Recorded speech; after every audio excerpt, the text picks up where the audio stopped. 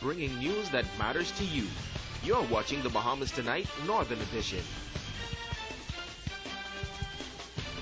Welcome back. Grand Bahama schools receiving top awards in the 2013 E. Clement Bethel National Arts Festival. Yesterday, officials of the Ministry of Youth, Sports and Culture traveled to Grand Bahama to present the students with their awards and offered commendation for a job well done. Natalie Martinborough has this story. Parents, teachers, and members of the community were able to view some of the award-winning performances from the 2013 E. Clement Bethel National Arts Festival.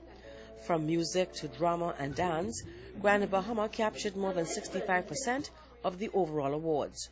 I counted in drama 9 national winners. I counted in dance 17 national winners. And I counted in music 55 national winners. And then I went further. I saw that the most outstanding music director is from Grand Bahama. Hold your applause like they say. The most outstanding school in music. The best dance choreographer. And last but by no means least, the most outstanding student in dance. Talk to me. Talk to me. Deputy Director of Education Sandra Edgecombe telling the participants that Grand Bahama has every reason to be proud of their achievements. She is encouraging students to continue the winning tradition by exhibiting the same level of enthusiasm in other areas of their lives. The talent that you bring to this competition, let that be the framework and the ground on which you stand every single day in your classrooms. Because this defines one kind of success. How you apply it to your academics and your studies defines eventually how successful you will be in life. The Assistant Director of Culture, Eddie Dames, says the students performed at such a high level that the ministry has decided to kick off the 2014 National Arts Festival right here on Grand Bahama. Grand Bahama is fortunate to be able to put forward one of the largest contingent of participants in line with New Providence. And so I congratulate you for continuing to ensure that we have our students participate from year to year. And we look forward to your continued support here as we continue this festival this year. And hopefully Grand Bahama will continue to reign as champions. Natalie Martinborough, ZNS Network News. Great story, Natalie. Well, this year's Junkanoo season isn't over yet. Next week, Saturday, pint-sized Junkanooers will be on parade representing the various schools during the annual Junior Junkanoo Parade.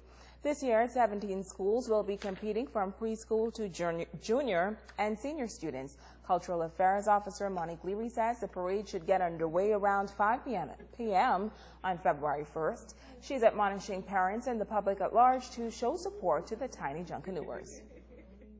We're trying to close off the route at between 3 o'clock and 3:30, but we've been encouraging the schools to try and promote it through their parents and family members and to get it out to the public, to encourage them to be there to support. Because usually when the little toddlers are coming out, hardly anyone is there. So we're really pushing and trying to get the public aware that the children, the little ones, are just as important as the older ones. Now, you know, in Grand Bahama, sometimes when dark comes is when they come out. But we're trying to encourage them to come out before that, even to have maybe the opening ceremony and pre-show, try to encourage them to come out. The Junior Parade is into its 15th year, and once again, the City of Freeport Local Government Council is the major sponsor. The Grand Bahama Junkanoo Committee and the Council are working hand in hand to make the Junior Parade a success. We encourage the schools and the parents and the community to come on out and support the schools. The kids have been working extremely hard, and it will only be fitting that we get the support from the wider community that is due. We want the public, the wider public, to please come out and support their effort to encourage the little kids and because they're excited, and we want everyone else to be excited. And you know, when you put the kind of work that we put into Junkanoo, and to come out there and don't see the support, it's discouraging. So I want to encourage the wider audience this year to fill those bleachers for Junior Junkanoo. You know, we just came off of a very exciting senior parade. I believe that they have a similar show for us, and so I want everyone to come out and support them. The Junior Junkanoo Parade will be held on Pioneers Way. And with an ever-increasing call for more structured programs for the youth, a leading organization on the island is highlighting the role corporate Grand Bahama must play in making this a reality. Here's Joan Davis Rolle. Over the years, hundreds of young boys have benefited from the Falcons Boys Club. For many of these boys, the organization has been a saving grace. The club prides itself as an association which provides an outlet for young men facing a myriad of issues and mentors who have successfully assisted in mending lives. President of the Falcons Boys Club, Rolle, says through various programs and other wholesome activities, he remains committed to the cause. The Falcons Boys Club celebrated 17 years of working with young people here in Grand Bahama, and when he contacted us about making a contribution, we were elated to see this opportunity for us to continue to partner with him. He's always supported us, and we always try to get the young people from our program to actually go and support his business, because not just our program, he helps young people in general, and him and his family and the Avon Center. We just want to thank them today for being able to come out here and make these two substantive donations to our program today.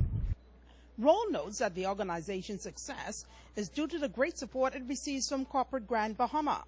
This year, as the club's mission continues, corporate Grand Bahama is lending a helping hand. He says persons like businessman Trevor Lewis are keen on rewarding outstanding and deserving youngsters. I think corporate Grand Bahama does tremendous for young people. Persons who complain about corporate Grand Bahama, I personally don't have any complaints. From East End to West End, I see companies day after day, whether they're in the media or not, making contributions to the success of our young people. So I think if our young people is not successful, it's not because of the lack of contribution. I mean, companies can still do more. What we learn, we have to pass it on to them so they could be better off in the future. Rolle says he's looking forward to several positive initiatives set to come on stream this year. Joan Davis Rolle, ZNS Network News. Hundreds of thousands of dollars worth of books donated to a number of schools in the Eastern District. The donation made possible through the Grand Bahama Shipyards partnership with the Rotary Club of Lucaya and Control Chemicals. Organizers of the Shipyards Fishing Tournament, Ed Pavey, along with RCL's president Billy Ferguson and Antonia Smith of Control Chemicals, say they are all proud to team up on such an important initiative. We have 4 schools that the fishing tournament had been working with closely in the last 2 years. And one of them is the East End Primary School, and Bartlett Hill Primary, Martintown Primary, and Holmes Rock Primary. And all 4 of the principals are here today to help collect some books and take them back with them. And whatever is remaining will be donated to Mrs. Barton at the ministry for the ministry's resource library. It's very important to Rotary that we give back to this community, not just by doing projects, but by making sure that we put the materials that are needed in the hands of these little darlings. And I'm sure the schools here on Grand Bahama will be able to benefit from all of these books. Our company assisted by helping to transport these items over here, and that was a plus. So it was so good to hear of such an exciting venture. And Mr. Wan Sr., who is the owner of Control Chemicals, quickly jumped on board once Mr. Pavey introduced the whole idea of assisting in this area of literacy. Deputy Director of Education Sandra Edgecombe says the Ministry of Education is thankful for this gesture. Today marks the beginning for so many of our students, and as a result of this joint effort, our children will succeed, and when our children succeed, our schools do well, our communities get better, and the world becomes a better place. Thank you so much on all of our behalf. Well, there is a general perception that when it comes to vehicles, women are not as well versed as their male counterparts. With that in mind, a local human advancement organization wants to do its part to ensure that women are brought up to speed just like the men in their lives. Tomorrow, the group will host a free women's road safety and car care seminar. President Jonathan Smith says the goal is to help women become more knowledgeable in maintaining their vehicles. I have noticed women broken down on the side of the road with their hands on their head. Assisted Human Advancement is partnering up with AID and Hokolo Tires to have a free seminar for women. This seminar is going to be different from all seminars. The theme for the seminar is Women, Road Safety, and Car Care. We are hoping women will gain understanding on what to do when their car is broken down or given problems. Now, the seminar will take place at the Reach Out Ministry Center on Banyan Lane beginning at 10 a.m. Store manager at AID Freeport, Harzette Watson, says that the partnership is all about empowering women on the importance of maintaining their vehicles. He says a few simple tips can help to save a lot of money in the long run. There's a lot of do's and don'ts, and we want to let person know that the automotive business is constantly changing. All right. When I look at 10 years ago, we had one oil that 40-weight oil that we used in everything, every vehicle. It isn't the same now. So there's a lot of things that we can make covered. Antifreeze, you know, again, 10 years or 12 years ago, there was one antifreeze for every vehicle.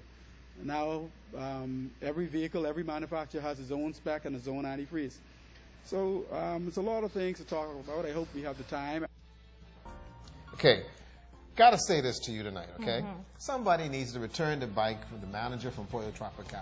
Guy rides to work, right, to save gas. And they steal his bike on the coldest night of the year. Oh, Lord. And we say crime down in Grand Bahama. Oh, God. Crime is down in Grand Bahama. And they thieving the fella bike.